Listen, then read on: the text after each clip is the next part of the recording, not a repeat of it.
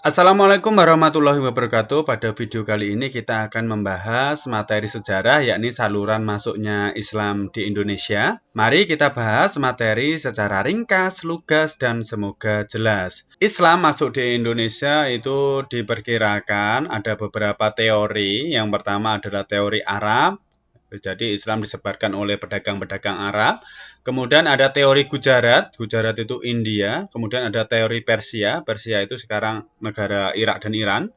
Kemudian ada teori Cina. Selain itu juga ada perbedaan mengenai kapan sebenarnya Islam masuk ke Indonesia.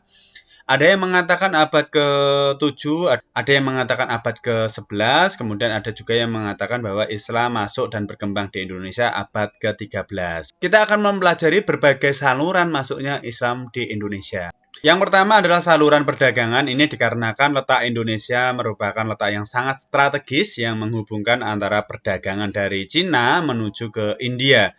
Jadi zaman dulu perdagangan itu melewati Selat Malaka. Jadi letaknya strategis. Oleh karena itu antara orang Indonesia dengan pedagang-pedagang Islam saling berinteraksi. Islam ini awalnya berkembang di daerah pesisir pantai. Jadi yang melakukan kontak pertama dengan para pedagang Islam ya jelas daerah pesisir pantai. Hal ini juga disebabkan oleh masyarakat pesisir pantai yang bersifat terbuka. Selain itu, buktinya adanya kampung Arab atau pekojan di daerah pesisir pantai. Kemudian saluran yang kedua adalah saluran pernikahan. Para pedagang Islam tadi kemudian menetap sebentar di daerah pesisir pantai dikarenakan mereka juga harus menunggu adanya angin muson. Sehingga ada beberapa para pedagang Islam yang melakukan pernikahan dengan penduduk pribumi. Para saudagar, orang-orang kaya ini kemudian menikah dengan kaum bangsawan kerajaan. Misalnya saja pernikahan Rara Santang dari Pajajaran dengan Syarif Abdullah dari Gujarat. Kemudian ada Sunan Ampel dengan Nyi Ageng Manila, yaitu Putri Temenggung Majapahit. Dari pernikahan ini nanti yang paling mudah itu ketika para pedagang Islam atau penyebar agama Islam menikah dengan para bangsawan, raja, pangeran, dan lain sebagainya. Kalau rajanya masuk Islam, nanti rakyatnya juga masuk Islam.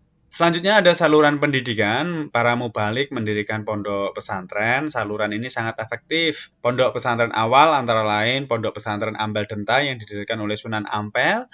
Kemudian ada pesantren Giri yang didirikan oleh Sunan Giri.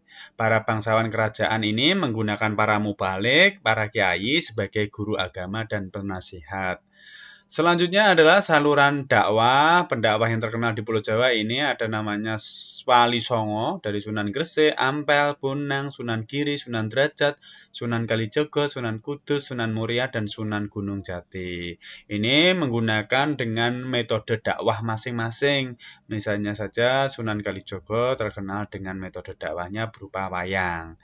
Sunan Prapen atau dari Giri berdakwah hingga sampai ke Nusa Tenggara. Selain itu, para bangsawan orang-orang Indonesia Timur itu sebagian belajar Islam ke Giri. Salah satunya adalah raja-raja dari kerajaan Ternate. Selanjutnya adalah saluran tasawuf. Tasawuf adalah ajaran ketuhanan yang telah bercampur dengan mistik atau hal-hal yang bersifat magis. Tasawuf disesuaikan dengan keyakinan masyarakat Indonesia. Di Aceh ada tokoh Hamzah Pansuri, Nuruddin Aranari, dan Sunan Bonang. Di Jawa yang terkenal adalah Syekh Siti Jenar dengan ajarannya Manunggaling Kawula Gusti. Selanjutnya ada saluran kesenian, misalnya saja melalui wayang, tadi Sunan Kalijogo, gamelan, serta lagu-lagu yang berisi syair-syair Islami. Terjadi akulturasi antara budaya yang sudah ada dengan Islam, misalnya saja menara Masjid Kudus yang berbentuk candi. Kesenian yang sudah ada itu tidak dilarang, tetapi diperkaya dengan nilai-nilai keislaman. Ini tadi saluran masuknya Islam, ada saluran perdagangan, kemudian saluran pernikahan, saluran pendidikan, saluran dakwah, saluran tasawuf, kemudian saluran kesenian.